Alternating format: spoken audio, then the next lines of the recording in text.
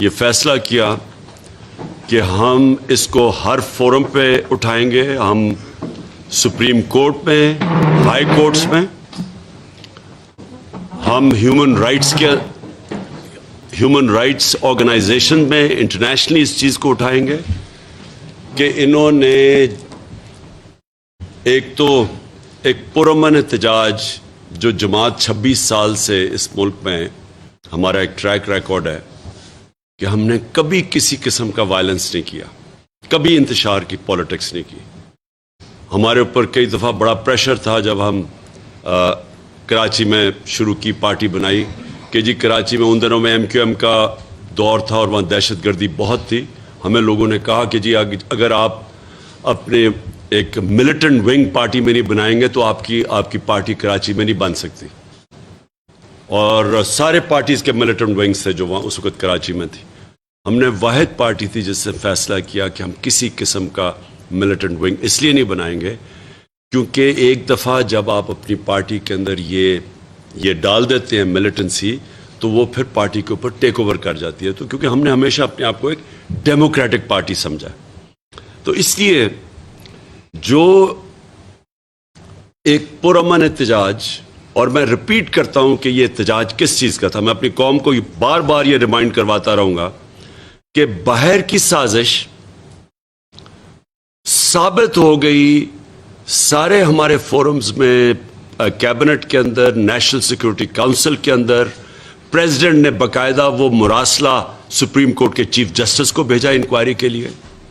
جب ثابت ہو گیا کہ باہر سے انٹرفیرنس کی گئی, مداخلت کی گئی, پاکستان کے ایک انٹرنل افیئر نو کانفیڈنس کو کامیاب کرنے کے لیے ایک 22 کروڑ قوم کے سٹنگ پرائم منسٹر کے خلاف, صرف اس لیے کہ وہ ایک آزاد فورن پالیسی چاہتا تھا کہ اپنے ملک کے جو فورن پالیسی تھی اس کا فائدہ اپنے ملک کے لوگوں کو ہو, پھر دوسری کسی اور قوم کے لیے اپنی فورن پالیسی ہو.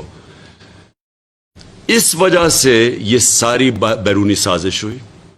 اور میں آج اپنی قوم کو بتانا چاہتا ہوں کہ زیادہ ٹائم نہیں لگا آپ کے سامنے, صرف 6 ہفتے لگے ہیں آپ کو سمجھ آنے میں کہ میں کیا کوشش کر رہا تھا, اور یہ جو غلام جو انہوں نے ہمارے اوپر ایک امپورٹڈ حکومت, ایک غلاموں کو مسلط کیا ہے, یہ اب آپ کے سامنے ہے. 6 ہفتے نہیں گزرے کہ 30 روپے انہوں نے قیمتیں بڑھائی ہیں تیل کی, ڈیزل اور پٹرول کی, جبکہ ہندوستان کیونکہ آزاد فورن پالیسی ہے, اس کے باوجود کہ وہ امریکہ کا اسٹریٹجک ایلائی ہے, انہوں نے اپنی قیمتیں کم کر دی ہیں. 25 روپے لیٹر, مجھے ایگزیکٹ پتہ نہیں, انہوں نے کم کر دی ہیں کیونکہ انہوں نے روس سے تیل 30% کم پہ امپورٹ کیا, جو ہم نے روس سے نیگوشیٹ کر لیا تھا. حماد اظہر جو پیٹرولیم منسٹر ہے, انہوں نے خط اپنا دکھایا ہے کہ ہم نے ان سے 30% کم پہ, یعنی ہم نے ان کو ڈسکاؤنٹ پہ ان سے تیل لینے کا معاہدہ کر لیا تھا. تو انہوں نے امریکن پریشر پہ اور پھر انہوں نے IMF پہ پریشر ڈالا, قیمتیں انہوں نے اس کی وجہ سے بڑھا دی. یہاں IMF نے پریشر ڈالا کہ آپ قیمتیں بڑھائیں پٹرول اور ڈیزل کی, اور پھر جدھر سے ہمیں سستا تیل مل سکتا تھا وہ امریکنوں کے خوف سے, اپنے آقاؤں کے خوف سے انہوں نے وہ تیل نہیں لیا جو ہندوستان نے لیا, جبکہ ہندوستان ایک اسٹریٹجک ایلائی ہے امریکہ کا. اس کے باوجود انہوں نے سستا تیل لیا اور آج اپنے قوم کو فائدہ پہنچایا. یہ ہے فرق ایک آزاد فورن پالیسی کا, ایک غلامانہ فورن پالیسی کا, جس کی وجہ سے انہوں نے یہ میرے خلاف سازش کی. اس مراسلے میں لکھا ہوا ہے کہ عمران خان روس کیوں کیا, لکھا ہوا ہے اس کے اندر انہوں نے. اور دوسری وجہ ہمارے پروٹیسٹ کی یہ تھی کہ ایک یہ کہ ہم کسی قسم ہم آزاد لوگ ہیں, ہمارا ملک بنا تھا لا الہ الا اللہ کے نام پہ. ہمارا نعرہ وہ یہ تھا کہ ہم سوائے اللہ کے کسی کے سامنے نہیں جھکتے. یہ ضروری نہیں ہوتا کہ بت کے سامنے جھکنا شرک ہے, یہ آپ خوف کے بت کے سامنے بھی شرک ہے, لالچ بھی شرک ہے. آپ جب بھی کسی سے ڈر کے اپنے ضمیر کو بیچتے ہیں, یہ سب شرک ہے.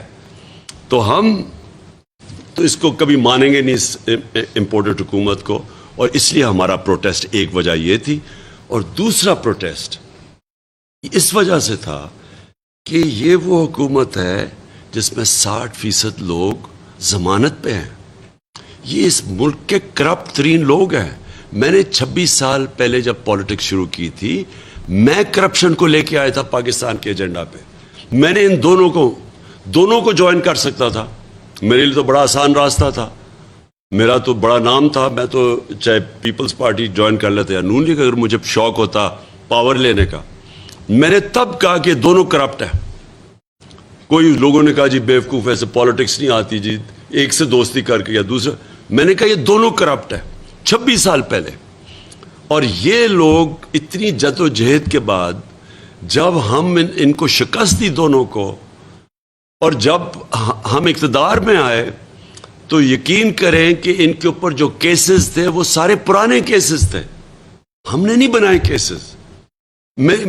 ہماری گورنمنٹ نے کیسز بنائے، سوائے وہ مقصود چپڑاسی کے اور ایف آئی اے کے کیس شہباز شریف کے اوپر اور ٹی ٹی کا کیس. باقی سارے ان کے کیسز ان کے اپنے دور کے کیسز ہیں. تو وہ کیسز بھی ان کی اتنی پاور تھی، اتنا ان کا انفلوئنس تھا مافیا کا، ان کی اتنی پینیٹریشن تھی پاکستان کے انصاف کے نظام پہ کہ وہ کیسز ہی نہیں ختم ہوتے تھے. وہ چلتے جاتے تھے آگے، کبھی بیل ہو جاتی تھی. اور اب یہ اگر سمجھتے ہیں کہ ان سزا یافتہ لوگ، جو کہ وہ سب سے بڑا سزا یافتہ جو مجرم ہے پاکستان کا، جو یہاں سے بھاگا ہوا ہے، وہ وہاں سے بیٹھ کے فیصلے کرے گا پاکستان کے، اس سے سارے بھاگے جاتے ہیں اس سے اس ملک کے فیصلے کروانے کے لیے. اور دوسرا باپ بیٹا دونوں سزا ہونی تھی ان کو. یہ جو 24 ارب روپے ایف آئی اے کے کیسز کے اندر ان کو سزا ہونے کا ٹائم تھا. کیسز کھینچتے رہے 1 سال تک. ان کو دونوں باپ بیٹا ضمانت پہ اگر یہ سمجھتے ہیں کہ ہم ان کو ایکسیپٹ کر لیں گے، میں آپ کو آج کہتا ہوں، میں نے آج اپنی ساری کور کمیٹی کے سامنے کہا، میں اپنی جان قربان کر دوں گا، میں کبھی ان کو ایکسیپٹ نہیں کروں گا. میں ان کے لیے آخری دم تک لڑنے کے لیے تیار ہوں. اور ہم نے آج یہ فیصلہ کیا ہے، آج ہم نے اپنا جائزہ لیا ہے، ہم نے پوری تیاریاں شروع کر دی ہیں. میں نے ان کو 6 دن کا ٹائم دیا تھا. اس کے بعد میں اناؤنس کروں گا کہ ہم پھر کب آ رہے ہیں اسلام آباد، اور انشاءاللہ اس باری تیاری کر کے آئیں گے. انہوں نے جو ہمارے ساتھ کیا، جس طرح کا تشدد کیا، جو انہوں نے گلو بٹ ہمارے خلاف استعمال کیے، جس طرح کے انہوں نے کیسز بنائے، سب کے اوپر، ہم سب کے اوپر کیسز بنا دیے، ایف آئی آر کاٹ دیے. کیونکہ ان چوروں کا یہی کام ہے.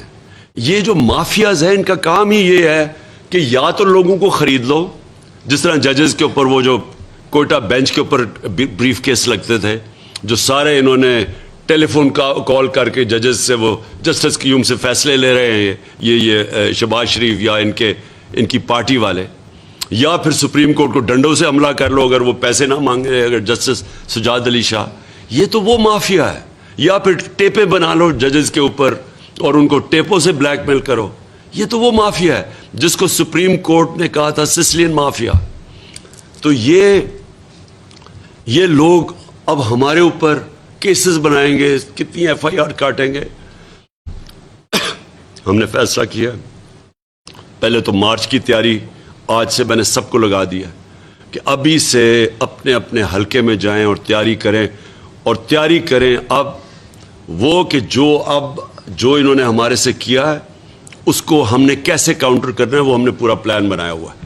دوسری چیز، سپریم کورٹ میں ہم جائیں گے پٹیشن لے کے، اور سپریم کورٹ سے آج ہم پوچھیں گے، ہم انشاءاللہ منڈے کو لے کے جا رہے ہیں پٹیشن، کہ کیا اس ملک کے اندر ایک پرامن احتجاج، اور احتجاج بھی ان چوروں کے خلاف پرامن احتجاج، کیا یہ اس ملک میں ایک ڈیموکریٹک پارٹی کا حق ہے یا نہیں ہے. ہمیں واضح طور پہ بتا دیں کہ کیا یہ پکڑ دھکڑ ہونی ہے اگر ہم اگلے پرامن احتجاج کریں گے یا نہیں ہونی. ہمیں یہ واضح طور پہ بتا دیں سپریم کورٹ کہ یہ ہمیں ساری جگہ سڑکیں بند کریں گے، کنٹینر لگائیں گے، ملک کو تنگ کریں گے، سب کو بند کریں گے. 20 لاکھ لوگ لندن میں عراق وار کے خلاف نکلے، ایک کنٹینر نہیں لگا، ایک کچھ نہیں کو، کسی نے کسی کو نہیں پکڑا، کسی نے رات کے اندھیروں میں چھلانگیں نہیں ماری ان کے گھروں کے اندر اور ان کی عورتوں کو تنگ کیا. میں آج ڈاکٹر یاسمین کو بٹھایا ہوا ہے. ڈاکٹر یاسمین 70 سال سے اوپر ہے. ان سے جو ساری ان کی ویڈیو چل رہی ہے کہ جو انہوں نے کیا ہے ہمارے ساتھ، کہ ہم جس طرح کوئی ملک دشمن تھے، ہم پتہ نہیں کوئی اسلام آباد میں کوئی انتشار پھیلانے آ رہے تھے. ہم نے 126 دن کا دھرنا کیا ہوا ہے اسلام آباد میں ڈی چوک میں. بتایا ہم نے کیا کوئی توڑ پھوڑ کی، کوئی کسی کو کچھ کیا. وہ بھی جو انہوں نے کیس بنایا وہ پی ٹی وی کا، میں چیلنج کرتا ہوں وہ فراڈ تھا. میں چیلنج کرتا ہوں، مجھے بتائیں وہاں سی سی ٹی کیمرہ لگے ہوئے، وہ ہمارے نہیں تھے. ابھی ہمیں انفارمیشن ہے انہوں نے کئی درختوں کو آگ لگا دی. وہ صاف نظر آ رہا ہے کہ وہ ہمارے لوگ ہی نہیں تھے. وہ ایک جگہ پولیس والے کر رہے تھے کہ ایک جگہ نون لیگ والے لوگ کر رہے تھے ہمارے اوپر ڈالنے کے لیے، کیونکہ یہ مافیا ہے. ہمارا ہمیشہ پرامن احتجاج رہا ہے.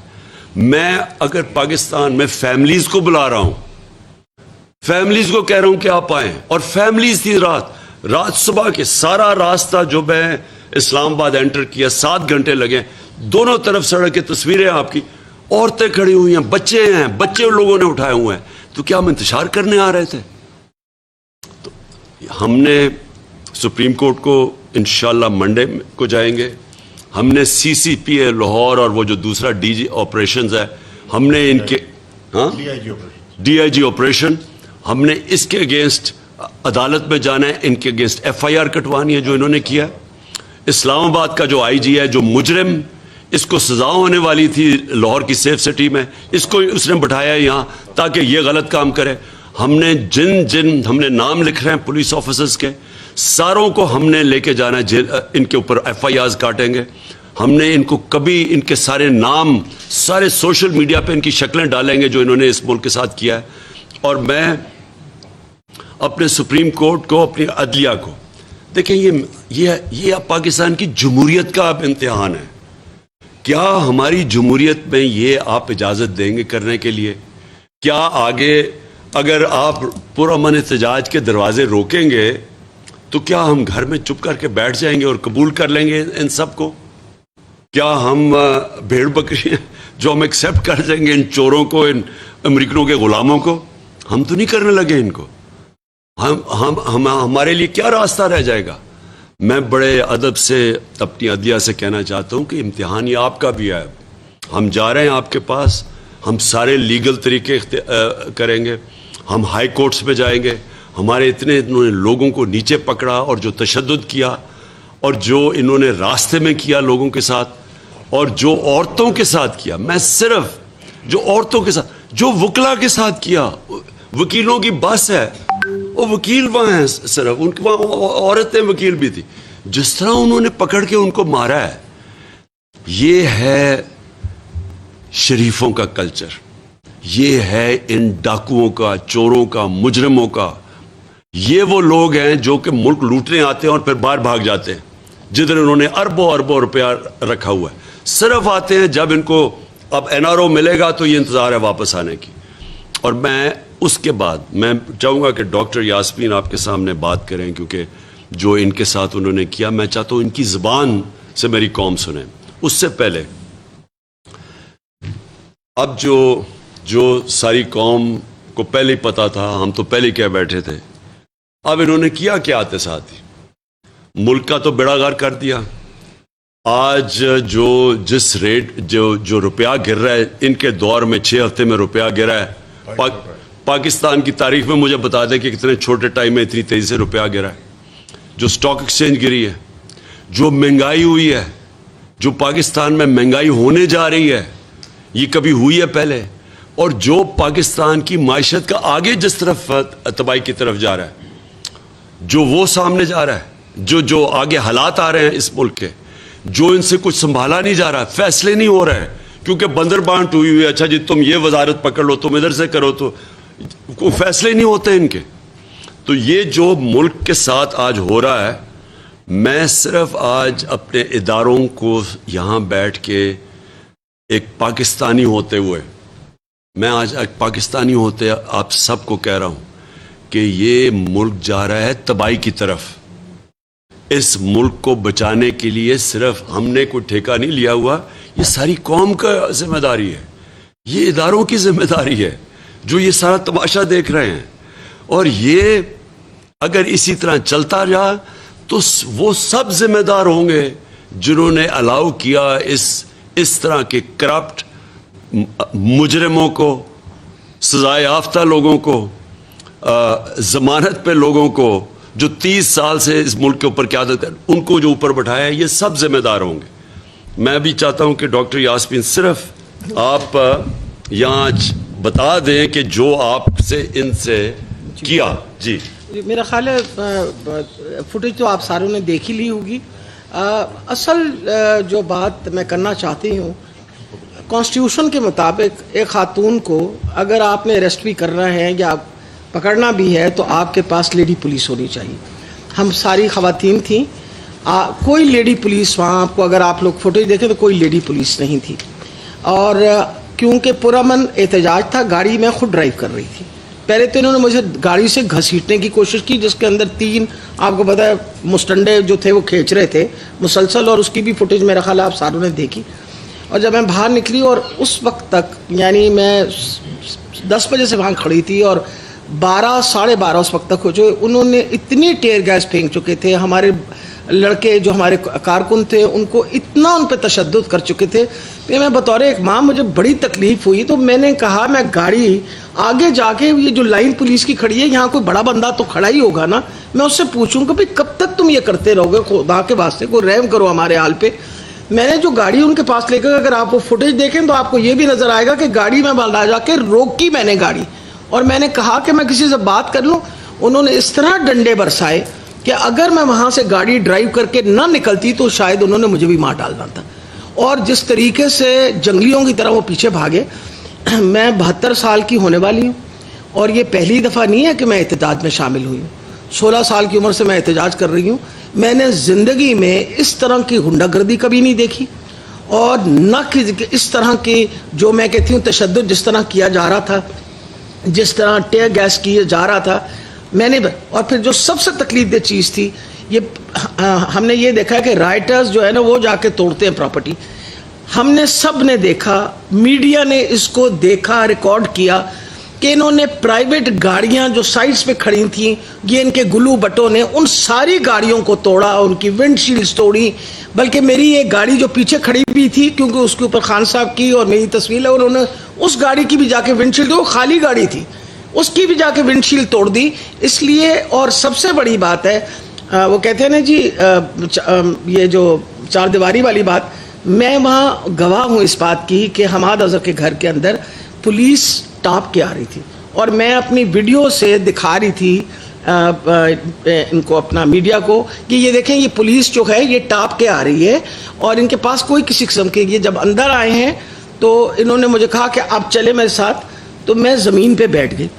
میں نے اس لیے زمین پہ بیٹھ گئی تو میں نے کہا ایک خاتون ہونے یہ ہاتھ تو نہیں لگائیں گے نا مجھے، اور اسی امید سے میں زمین پہ بیٹھی رہی۔ اور ان کو پھر احساس ہوا، کیونکہ اتنی دیر میں میڈیا پہنچ گیا، ان کو بتایا، انہیں جب میڈیا آیا، ورنہ تو شاید اس وقت بھی مجھے اس وقت بھی گھسیٹ کے لے جاتے۔ تو میں آج خان صاحب سے یہ اور وہ بتایا نا، وہ جو ہماری ایم پی ہے، جی میں آپ کو ہماری نہیں جی، صرف ایم پی اے نہیں، وہ جو ہمارا ورکر آپ کو پتہ ہے شہید ہوا ہے لاہور فیصل، اس کی بیوی، میں اس کے پرسوں اس کے جنازے پہ جب گئی تو اس کی بیوی نے رو رو کے مجھے کہا کہ میڈم میاں تو میرا چھپا ہوا تھا، کیونکہ یہ ڈر تھا کہ کوئی وہ نہ ہو چھپ۔ انہوں نے دروازہ توڑا، میں گھر میں اپنی بچیوں کے ساتھ ہی میں جانباز میں نماز پڑھ رہی تھی، انہوں نے آ کے میری نماز بھی توڑی۔ اور میں نے سے پہلا سوال پوچھا کہ تمہارے ساتھ کوئی، ان کے ساتھ کوئی لیڈی پولیس تھی؟ انہوں نے کہا جی کوئی لیڈی پولیس نہیں تھی۔ اور یہی بات ہماری ایم پی اے جو ہیں، میرے سے بھی 2-4 سال عمر میں بڑی ہیں، ان کا گھر کے اندر دروازہ توڑ کے ان کو باقاعدہ گھسیٹ کے اور ان کو جیل لے کے گئے۔ تو میرا یہ مطلب ہے کہ یہ اس پاکستان کے اندر ہم کیا کر رہے ہیں؟ ہم اس پاکستان میں جب پیدا پاکستان میں ہوئے، رہے پاکستان میں رہے، ہمارے بچے پاکستان میں ہیں، یہ ظلم جو ہے ایک حد تک ہی ہو سکتا ہے۔ اور میں یہ بتانے لگی ہوں آپ کو کہ یہ کیونکہ انٹیریئر منسٹر خود ایک قاتل ہے، ایک قاتل ہے نا، کیونکہ وہ شیر علی صاحب جو ان کی ہی پارٹی کی تھے، انہوں نے کہا 20 قتلوں سے زیادہ اس نے قتل کیے ہوئے ہیں۔ ایک قاتل ہے، ایک کرمنل ہے، ایک مجرم ہے۔ وہ اسی قسم کی پالیسیاں دے گا. اور پھر بعد کے اندر پھر اترا کے کہتے ہیں دیکھے اسی کی کیتا ہے, تم نے عوام کو مار مار کے حشر کر دیا, عورتوں کی بےعزتیاں کی, عورتوں کو مارا, اس کے بعد تم فخر کر رہے ہو اس بات پہ. میں ڈاکٹر صاحبہ دیکھیں, اگر ماڈل ٹاؤن میں کیونکہ میں سب سے پہلے گیا تھا جب انہوں نے 14 لوگوں کو قتل کیا اور جو 70 لوگوں کو گولیاں لگی تھی, میں ہاسپٹل بھی گیا تھا. سب کے سامنے ٹی وی کے اوپر 69 لوگوں کے اوپر یہ گولیاں چلائی انہوں نے. اگر وہاں ماڈل ٹاؤن میں رانا ثناء اللہ اور شہباز شریف ان کو اگر سزائیں ہو جاتی تو آج اس طرح کا آپ پولیس کا رویہ اپنے لوگوں پہ نہ دیکھتے. یہ کوئی بھی قوم اپنے لوگوں پہ کبھی اس طرح کا ہاتھ نہیں اٹھاتی. میں نے انگلینڈ کے اندر کیا 25 سال اپنے زندگی کے 2 پارٹیز کنزرویٹو لیبر لبرل ان کی پالیٹکس دیکھی ہے, مظاہرے میں نے وہاں بھی دیکھے ہیں. میں نے آپ کو بتایا 20 لاکھ لوگ نکلے عراق وار کے خلاف.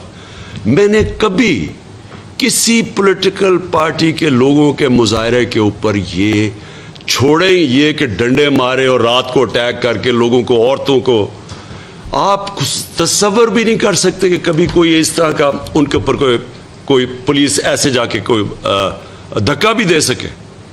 تو یہ جو کر رہے ہیں, یہ پاکستان کو دھکیل رہے ہیں, یہ جو گلو بٹ کی ساری ان کا, اور یہ ابھی سے نہیں ہے, جب سے یہ شریف آیا نواز شریف, انہوں نے, مجھے یاد ہے کرکٹ سرفراز نواز ہوتا تھا 1989, ہم کرکٹ ہی کھیلتے تھے, اس کو وہ اس نے کئی تنقید کر دی, اس کو ڈنڈوں سے مارا. یہ غلام حسین صاحب بیٹھے ہوئے ہیں یہاں, ان کی پٹائی کی 81 میں. نجم سیٹھی جو کہ آج کل بڑا ان کا سپورٹر بنا ہوا ہے, 2 دن انہوں نے بند کر کے اس کو پھینٹا لگایا. اس کی بیوی, میں افسوس کرنے گیا تھا اس کی بیوی کے ساتھ کہ اس نے بتایا کیسے پکڑ کے. ان کی یہ ہسٹری ہے, ان کی یہ فیشسٹ ہے, اور یہ ڈیموکریسی صرف یاد آتی ہے اپوزیشن کے اندر, جیسی گورنمنٹ میں آتے ہیں یہ ایسی حرکتیں کرتے ہیں. تو میں 2 چیزیں آخر میں کہنا چاہتا ہوں. ایک کہ اگر ان کا خیال ہے آج ہماری پارٹی میں غصہ ہے, میں نے جو اس دن رکا ہوں, میں صرف اس دن ہم ساری تیاری کر کے آئے ہوئے تھے وہاں بیٹھنے کے لیے, میں صرف ایک وجہ سے رکا کہ جس طرح کا غصہ تھا لوگوں میں, کیونکہ کوئی نہیں سمجھ رہا تھا. سپریم کورٹ نے صبح کوئی ہمیں وہ دی گائیڈ لائنز دی آئیں کہ جناب رکاوٹیں بھی ہٹ جائیں گی, چھوڑ دیا جائے ورکرز کو ہم سارے سمجھے کہ سارا کچھ ٹھیک ہو گیا. تو جو انہوں نے اس کے بعد کیا, ہم تیار ہی نہیں تھے مینٹلی اس کے لیے کہ جس طرح انہوں نے مارا لوگوں کو. میں صرف اس کے اوپر ایک چیز کہنا چاہتا ہوں, جتنا غصہ تھا اس وقت, مجھے پوری طرح یقین تھا کہ اگلے دن وہاں خون ہونا تھا, لوگوں نے لڑنے کے لیے تیار ہو گئے تھے, گولی چل سکتی تھی, لوگوں کے جو جذبات تھے وہ وہاں پہنچ گئے تھے. میرا صرف اور صرف ایک مقصد تھا کہ میں تو الیکشن کروا رہا ہوں, میں یہاں کوئی ملک میں انتشار تو نہیں چاہتا. اداروں کے خلاف نفرت, پولیس کے خلاف تو پنجاب پولیس کے خلاف تو ویسے نفرت بڑھ گئی تھی, اداروں کے خلاف فوج کے خلاف بڑھ جانی تھی, کیونکہ رینجرز نے بھی شیلنگ کی تھی وہاں, تو ان کے اگینسٹ بھی غصہ پڑا تھا. اس لیے میں نے تب سوچا کہ میں بجائے اپنے ملک کو اور اس طرف انتہا کی طرف لے جاؤں, ہم ان کو ٹائم دیں. میں نے 6 دن کا ٹائم دیا ہے, 6 دن کے بعد میں پھر اناؤنس کروں گا. میں یہ امید رکھتا ہوں کہ سپریم کورٹ ہمیں ہمارا جو رائٹ ہے یا ہمارا حق ہے کہ ہم پرامن احتجاج کر سکتے ہیں, میں یہ امید رکھتا ہوں کہ وہ رائٹ دیں گے, اور اب دیکھیں گے سپریم کورٹ کیا کہتا ہے. لیکن ہم نے نکلنا ہے, ہم نے کسی صورت ان چوروں کو تسلیم نہیں کرنا. اور جو انہوں نے اسمبلی میں کیا ہے, پہلے الیکشن کمیشن ان کا نوکر تھا جو چیف الیکشن, اب اپنے اور 2 آدمی انہوں نے بھرتی کروا لیے ہیں وہاں, اور اب یہ نیب کا اپنا آدمی رکھوانے لگے ہیں. یعنی کوئی دنیا میں یہ ہوتا ہے کہ میں کوئی, آپ جیلوں کے اندر جو چور ہیں ان کو کہیں گے کہ وہ خود ہی اپوائنٹ کرے گا کہ کون اس کی تفتیش کرے گا, کون اس کے اوپر فیصلہ کرے گا. یہ کہ دنیا میں سنا ہے کہ یہ ایف آئی اے کا انہوں نے تباہ کر کے رکھ دیا. ایف آئی اے کیونکہ ان کے اوپر 24 ارب کے کیسز تھے, اور وہ ابھی اس کیسز سے بھی نکل جائیں گے. 40 ارب کے خاندان کے اوپر نیب میں کیسز ہیں جو سامنے ہیں, 40 ارب روپے کے. اب وہ نیب کو بھی کنٹرول کر لیں گے. کیا یہ قوم تسلیم کرے گی اس کو؟ میں اپنے اداروں سے آخر میں پوچھتا ہوں کیا یہ آپ اپنے ملک کی تباہی، جس طرف یہ ملک کو دھکیل رہے ہیں تباہی کی طرف، کیونکہ چوری تو ختم ہو گئی نا، اس کے بعد تو آپ بھول جائیں نا کہ اگر ان چوروں کو آپ نے، اپنی نیب بھی بن جائے گی، اپنی ایف آئی اے بھی بن جائے گی، اپنی الیکشن کمیشن بھی بن جائے گی، اور اس کے بعد کہیں گے کہ جی اچھا جی اب آ کے الیکشن لڑ لو، نیب میں آپ کے کیسز یہ درج کرا دیں، ہم سب پہ ایف آئی آر کٹ گئی ہے، ہم ایف آئی آر، یعنی یہ ہمیشہ انہوں نے یہی کیا ہے. کیا یہ سمجھتے ہیں، میں اپنے وہ سارے معتبر اداروں سے پوچھتا ہوں کہ کیا یہ پاکستان کا جو ڈائریکشن ہے، کیا یہ ہمارے جو بچے ہیں، جو آنے والی نسلیں ہیں، ان کا یہ آپ سوچ رہے ہیں آگے کہ یہ کس طرف جا رہا ہے؟ میں تو اس کو تسلیم نہیں کرنے لگا، اور میں پھر سے آج کہتا ہوں کہ نمبر 1 ہم عدالت پہ جا رہے ہیں اور سارے اپنا کیس پریزنٹ کر رہے ہیں، ہمیں اجازت دی جائے، اور پھر نمبر 2 ہم اپنی پوری پلاننگ کر رہے ہیں. آج ہم نے کیا کیا سبق سیکھے ہیں، کیا کیا ہم نے اوائڈ کرنا ہے، اب ہم تیاری کر رہے ہیں، دوسری طرف ہر قسم کی تیاری کر رہے ہیں، لیکن ہم نے کبھی ان چوروں کو تسلیم نہیں کرنا. جی جی جی پلیز پلیز پلیز.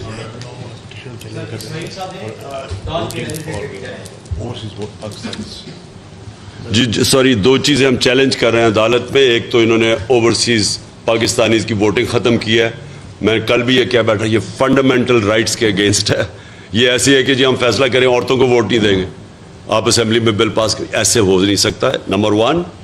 اور نمبر 2 ہم یہ جو نیب کے اوپر یہ کرنے جا رہے ہیں، یہ بھی ہم چیلنج کریں گے. الیکشن کمیشن بھی چیلنج کریں گے، اور نیب میں بھی یہ جو اپنا کروا رہے ہیں، اپنا آدمی رکھوا رہے ہیں، یہ بھی چیلنج کریں گے. جی جی اسماعیل.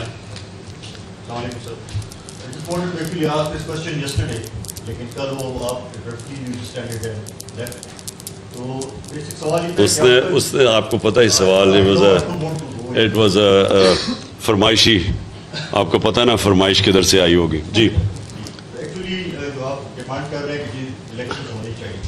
Does this also include new election commission composition of the caretaker government? Can you just want to restrict yourself to holding the election? دیکھیں جی، الیکشنز تو نمبر 1 پرائیورٹی. جب اس کے بعد جب آپ بیٹھیں گے الیکشنز کے اوپر، پھر ہم باقی چیزیں نیگوشیٹ کر سکتے ہیں.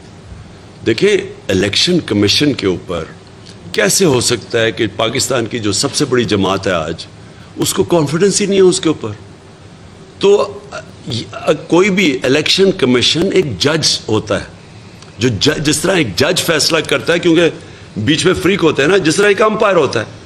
اب جب ایک ٹیم کہہ رہی ہے کہ مجھے جج پہ کانفیڈنس ہی نہیں ہے، تو جج ریکوز کر لیتا ہے اپنے آپ کو. یہ تو ایک بیسک، کیونکہ ججمنٹ کے پیچھے مورالٹی ہوتی ہے، آپ کے پاس مورل اسٹرینتھ ہوتی ہے جوڈیشری میں بھی، کہ آپ کو ڈنڈے سے یا بندوق سے تو نہیں کرتے، آپ کی مورل اتھارٹی ہوتی ہے. تو مورل اتھارٹی تو ختم ہوگی نا، کہ ایک پارٹی کہہ رہی ہے، بار بار یہ فیصلے کر رہے ہیں، جا کے شریف فیصلے ہوتے ہیں شریفوں کے گھر پہ، جو کہ ہمارے اوپر. تو اس لیے وہ سیکنڈ فیز ہے. پہلا فیز یہ ہے کہ الیکشن ڈیٹ دی جائے. جی وہ سیکنڈ فیز ہے. جی سر، جیسے کل آپ نے ایک فلیکسیبلٹی کا مظاہرہ کیا اور آپ نے کہا کہ جی ہم مذاکرات کے لیے جا سکتے ہیں، لیکن کنڈیشنلی. تو اس مذاکرات کی جو کنڈیشن ہے، اس میں ویسے بھی امکان ہے کہ واپس اسمبلی میں جایا جائے اور اسمبلی میں جا کر اس مذاکرات کے سلسلے کو آگے بڑھایا جائے. دوسرا، آپ نے جیسے کہا کہ لوگوں میں غصہ تھا، باقی ہم نے دیکھا ہے 25 تاریخ میں وہ وہاں پر تھا، غصہ ہم نے دیکھا کس قسم کا تھا. لیکن ایک طرف عام عوام تھی، دوسری طرف جب یہ آپ واپس ہو گئے تو وزیر اعظم صاحب وہاں پر آئے اور پولیس فورس سے ملے اور ان کو شاباشی دی کہ آپ نے تشدد کیا ہے. پھر ہم نے مریم نواز صاحبہ کو دیکھا کہ وہ لاہور گئی ہیں، جو شہید کانسٹیبل اس کے گھر گئی ہیں، اس پر بھی آپ کے حوالے سنا تھا جی کہ اس پہ بھی آپ ذمہ دار ہیں. تو آپ، اور آج آپ کہہ رہے ہیں کہ ہم اپنے باتوں کو کہہ رہے ہیں کہ تیاری کریں. کیونکہ ایسا تو نہیں ہے کہ دوبارہ آپ جو پرامن احتجاج آپ ہمیشہ اس کا نعرہ لگایا، تو یہ پرامن پرتشدد احتجاج کی طرف تو نہیں ہو جائے گا. دیکھیے جی، آپ میں ایک چیز کر دوں. دیکھیں نیگوسیشنز تو ہمیشہ ہماری چلنی چاہیے. نیگوسیشن دے، کیونکہ میں کوئی جنگ تو نہیں چاہتا نا. میں تو بیسکلی الیکشن، میں یہ کہتا ہوں کہ کسی باہر کی قوت کا رائٹ نہیں ہے کہ پاکستان میں کوئی گورنمنٹ امپوز کر دے. یہ رائٹ ہے پاکستانی عوام کا. جو پاکستانی عوام ایک فری اینڈ فیئر الیکشن سے الیکٹ کرتی ہے وہ جائز. تو میرا تو جس طرح بھی ہم ادھر تک پہنچ جائیں فری اینڈ فیئر الیکشنز کی طرف, میں ہر قسم کی نیگوسیشن کے لیے تیار ہوں. جو آپ نے یہ بات کی نا جی کہ یہ شریف خاندان کی ہسٹری ہے, آپ اٹھا کے دیکھ لیں ان کی زندگی انہوں نے کیا کیا ہے. وہ امیر المومنین بننے جا رہا تھا, ہی وانٹس ٹو بی ابو لا. ہم ان کو جانتے ہیں, ہم ان کو لاہور سے جانتے ہیں, کدھر سے شروع ہوئے تھے کدھر پہنچے ہیں. یہ سمجھتے ایک ہی چیز سمجھتے ہیں کہ ڈنڈے کے ذریعے سب کو ٹھیک کر دیں, اور یہ انہوں نے کرنے کی کوشش. دیکھیں جی طاہر القادری سے انہوں نے کیا کیا, اس نے پہلے ایک دفعہ ایک کوئی یہاں سٹ ان کی تھی, وہ دوسری دفعہ پلاننگ کر رہا تھا, انہوں نے اس کو سبق سکھایا تھا. انہوں نے اصل میں اس کو پیغام دیا تھا اور سب کو باقی کہ کوئی کھڑا ہوگا تو ہم یہ کریں گے. اور مجھے افسوس کی بات یہ ہے کہ یہ ہمیشہ بچ جاتے ہیں.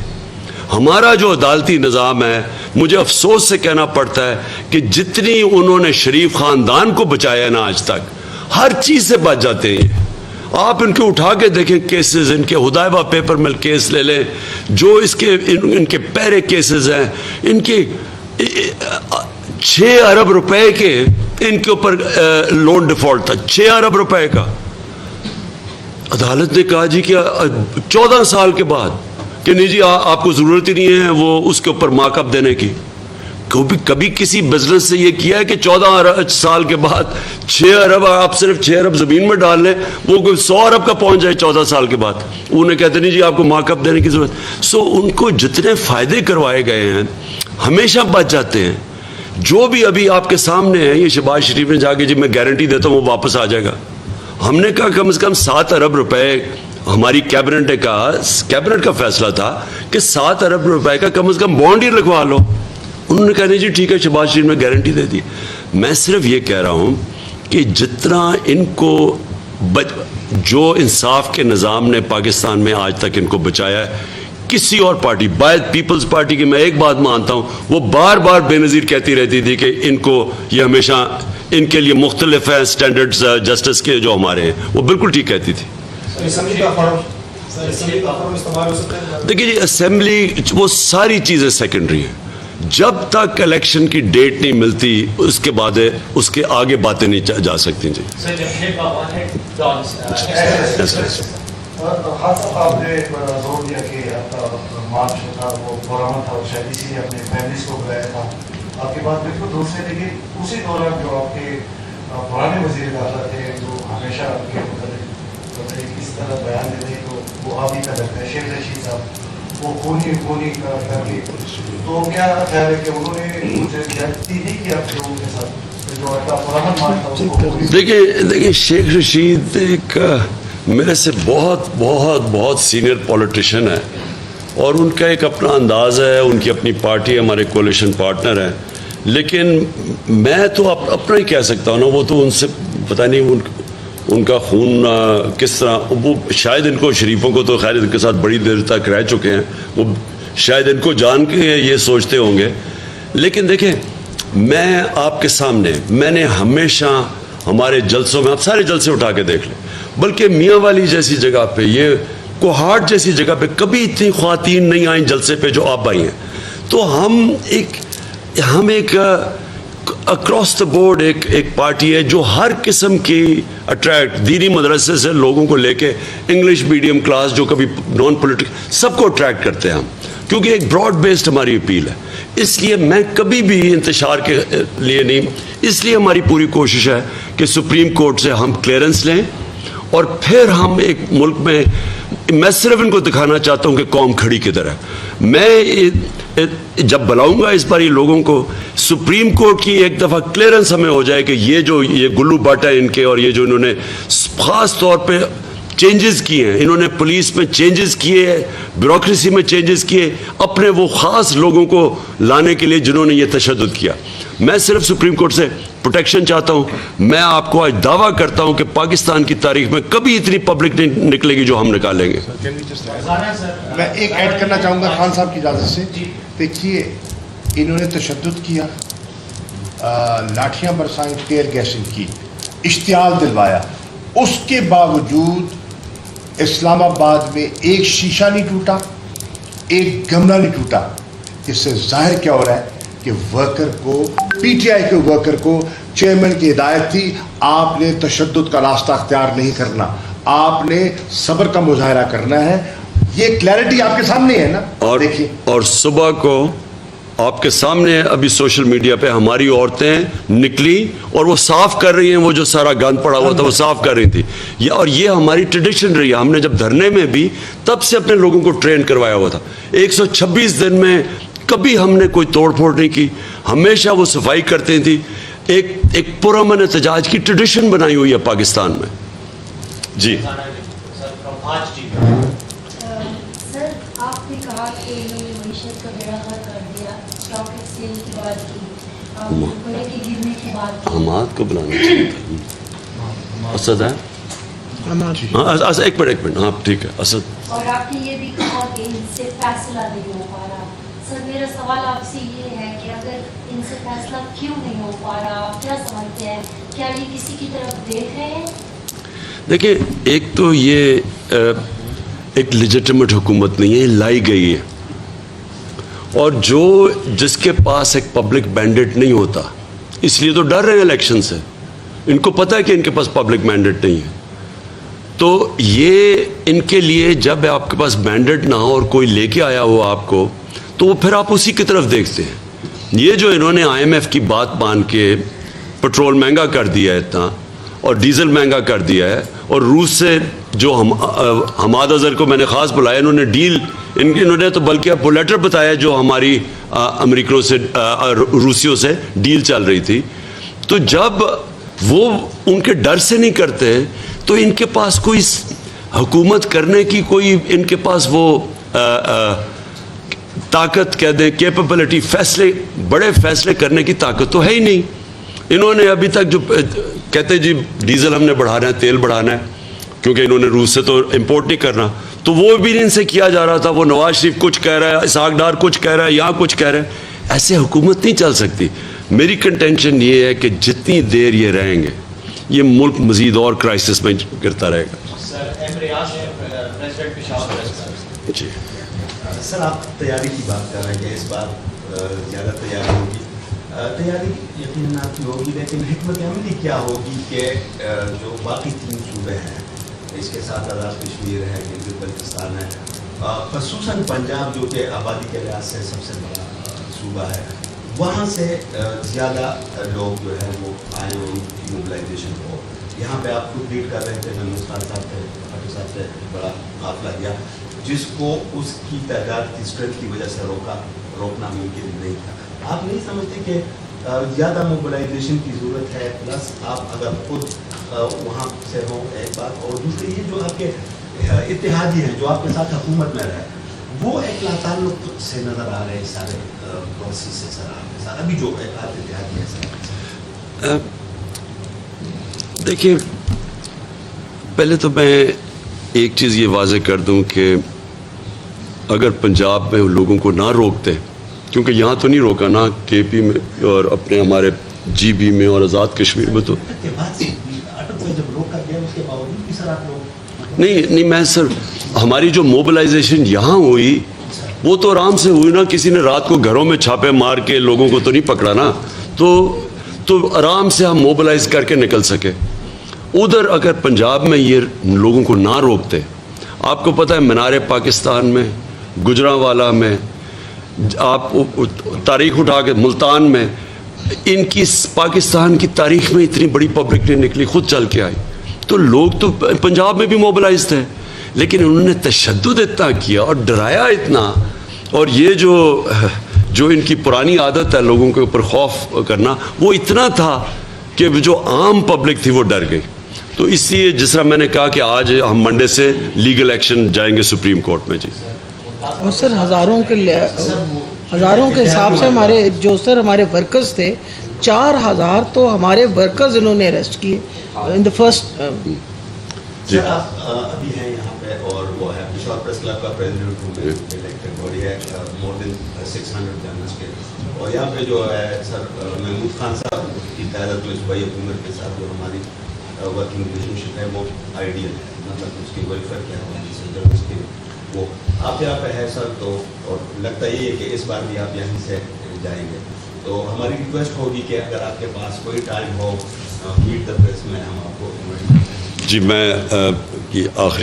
میں صرف آخری اپنا کویشچن لے, صرف میں چاہوں گا مراد تھوڑی سی ڈیٹیلز بعد میں دے دینا, حماد سوری بعد میں ڈیٹیلز دے دینا, تاکہ آپ کو معیشت کا ذرا صرف موٹی موٹی چیزیں ضرور لکھ لیں, یہ جو حالات 6 ہفتے سے میں. اس سے پہلے میں صرف یہ کہوں گا کہ میں یہاں اب جو ہمارے ورکرز جن کو جو زخمی ہوئے ہیں, عمر ایوب, جس طرح ان کے اوپر ڈنڈے برسائے گئے ہیں, اور جو ہاسپٹل میں ابھی تک, باقی میرے کتنے کارکن یہاں جو انجر ہوئے ہیں, میں ان سب کو ملوں گا. جن سارے یہاں کارکنوں نے اچھا کام کیا ان کو مل رہا ہوں, پنجاب میں, پنڈی, اسلام آباد میں, کیونکہ بڑے لوگ زخمی ہوئے ہیں اس کے اندر, تو میں نے ان ساروں کو ملنا ہے. ہماری خواتین جس طرح وہ کھڑی ہوئی ہیں جو شیلنگ کے سامنے, پتہ نہیں آپ نے سینز وہ دیکھے ہیں یا نہیں, میں نے کبھی اس طرح خواتین کو کھڑی, یعنی شیلنگ ہوتی تھی وہ واپس چلی جاتی تھی, پھر آ جاتی تھی سامنے. تو جس طرح سینز ہیں, میں تو ان ساروں کو پہلے ملوں گا, پلاننگ بھی یہاں پوری کر رہا ہوں, اور جس طرح آپ نے کہا کہ جس طرح میرا پلان تیار ہو جائے گا تو وہ قوم کے سامنے آئے گا. اور میں آپ کو یقین دلاتا ہوں, میری اسٹرینتھ کیپٹن کی اسٹریٹجی ہے, تو میں اب اسٹریٹجی یہ حالات کے مطابق پلان کر رہا ہوں. ایک اسٹریٹجی وہ آپ کے سامنے آئے گی. پہلے میں سپریم کورٹ کا دیکھنا چاہتا ہوں. جی حماد, حماد ادھر آ جاؤ.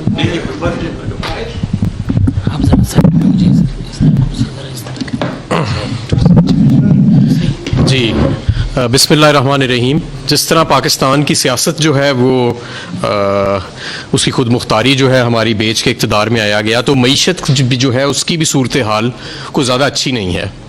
پچھلے 45 دن میں جو روپیہ ہے وہ 22 روپے اپنی قدر کھو بیٹھا ہے. یہ تقریباً 50 پیسے فی دن اس کی ایوریج بنتی ہے اس جو ہمارے اوپر مسلط شدہ حکومت ہے اس کے دور میں.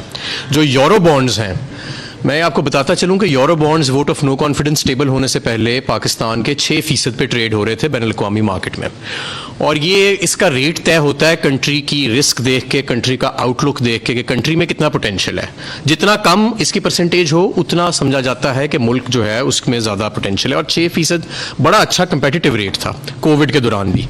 وہ اب 25 سے 30% پہ چلے گئے ہیں 45 دن کے اندر, 45 سے 50 دن کے اندر, اور جو شو کرتا ہے کہ بین الاقوامی منڈیاں بھی جو ہیں وہ پاکستان کا جو اکنامک کنٹری رسک ہے اس کو بہت زیادہ دیکھ رہی ہیں. سری لنکا جو تھا وہ بھی 8-10% سے شروع ہوا تھا, اور ڈیفالٹ کرنے سے پہلے 45% پہ اس کے یہ یورو بانڈز چلے گئے تھے. اسی طرح پاکستان کے foreign exchange reserves vote of no confidence کے سے ٹیبل ہونے سے اب تک 30 سے 35% سے زیادہ ڈپلیٹ کر چکے ہیں. اور آپ سٹاک مارکیٹ کو اگر دیکھیں تو سٹاک مارکیٹ کلیکٹیولی 6000 پوائنٹ سے زیادہ کریش کر چکی ہے. ابھی بھی جب بھی منڈیاں کھلتی ہیں تو روپیہ بھی فری فال میں ہے, اور سٹاک مارکیٹ جو ہے وہ بھی فری فال میں ہے. اس کے ساتھ ساتھ جو ہمارا گروتھ ریٹ جو اس سال انشاءاللہ 6% پہ کلوز ہونا ہے, اور ہم یہ تصور کر رہے تھے کہ یہ اگلے سال 7 یا 8% پہ ہم کلوز کریں گے, اور کرنٹ اکاؤنٹ کا خسارہ کوئی 7-8 ارب ڈالر کے قریب ہوئے گا, کیونکہ ابھی وہ ہم نے $600 ملین ماہانہ جو ہے وہ اپریل میں چھوڑا ہماری حکومت نے, تو وہ کوئی 7-8 ارب ڈالر اگلے سال کے لیے پروجیکشن بنتی ہے, وہ آلریڈی نیچے آ چکا ہے. تو اس کو مینٹین کرتے ہوئے ہم سمجھ رہے تھے کہ یہ 7-8% کے اوپر ہم گروتھ چھوڑیں گے, لیکن فی الحال یہ صورتحال ہے کہ ملک کی معیشت کو بالکل خدا نخواستہ کولیپس کے قریب لا کے کھڑا کر دیا گیا ہے. اسی طرح اگر آپ دیکھیں تو ابھی بھی IMF کے معاملے پہ ابہام ہے. ہمارا جو تیل کی انہوں نے قیمتیں 30 روپے ایک ہی گو میں ریز کی ہیں, اور ابھی انہوں نے 30 روپے اور ڈیزل کی قیمت بڑھانی ہے فی لیٹر. تو اس میں 20-30 روپے تو صرف وہ ہیں جو ان کے دور میں جو 22 روپے روپیہ کمزور ہوا ہے اس کی وجہ سے ہے. باقی جو ہے 20-30 روپے وہ عالمی منڈیوں کی وجہ سے ہے, اور اس کا بھی ہم نے توڑ نکالا تھا کہ روس جو ہے وہ بڑا ایگر تھا ہمیں 30% کم پہ تیل اور گیس جو ہے وہ سیل کرنے کے لیے، اور اس سلسلے میں روس کے حکام نے خود مجھے ہمارے جو وہاں سفیر ہیں ابھی بھی موجود ہیں ان کے ذریعے پیغام بھجوایا کہ ہمیں باقاعدہ طور پہ جو ہماری بات چیت چل رہی ہے اس کو تحریری فارم میں لے کے آئیں. تو میں نے ان کو ایک لیٹر لکھا اور اس میں لکھا کہ ہم اپریل میں پہلے کارگوز خریدیں گے، اور وہ لیٹر آج بھی میرے سوشل میڈیا پہ ٹویٹر کی ٹائم لائن پہ موجود ہے اور تمام صحافیوں کے ساتھ شیئر ہم کر چکے ہیں. تو اگر ہم وہ لے لیتے تو آج نہ تو آپ کے فارن ایکسچینج ریزروز کی اتنی بری صورتحال ہوتی، نہ آپ کو 30 روپے لیٹر قیمت بڑھانا پڑتی. آپ دیکھیں کہ ہمارا ہمسایہ ملک ہندوستان وہ روس سے سستا تیل لے رہا ہے اور انہوں نے 25 روپے پاکستانی 25 روپے لیٹر اسی دن، اس سے 2 دن پہلے کم کیے جس دن 30 روپے لیٹر ہماری حکومت نے یہاں پہ تیل کی قیمتوں کو بڑھایا. معیشت میں سمجھتا ہوں مزید زیادہ دن ایسے سسٹین نہیں کر سکتی. ایف آئی اے میں کیسوں کی پیروی ختم کرا دینا، نیب کو بالکل ختم کر دینا، اپنی مرضی کا نیب کا چیف، اپنی مرضی کا لیڈر آف اپوزیشن لگا لینا، یہ قیمت یہ تو ان کے اپنے ذاتی اقتدار کی خاطر ہے. لیکن جو اس وقت ملک کی معیشت کے ساتھ ہو رہا ہے، اور یہ وہ معیشت تھی جو مارچ کے شروع میں جہاں پہ یہ کرائسس بالکل دور دور تک موجود نہیں تھا، اور ہم آپٹمزم تھا پوری معیشت کے اندر. آپ کی بڑے درجے کی صنعت جو تھی وہ 26% اس میں اضافہ ہوا مارچ کے مہینے کے اندر. ایکسپورٹس آپ کی $32 ارب، گڈز اینڈ سروسز کی ایکسپورٹس $38 ارب، ریمیٹنسز آپ کے $32 ارب پہ چلے گئے. تو یہ وہ ملک تھا، یہ اس کی معیشت تھی. اور آج یہ صورتحال ہے کہ یورو بانڈز آپ کے 25 سے 30% پہ فلوٹ کر رہے ہیں، یعنی اس ملک کے برابر جو دیوالیہ ہونے کے قریب ہوتے ہیں. تو یہ اس وقت صورتحال ہے. بہت شکریہ جی.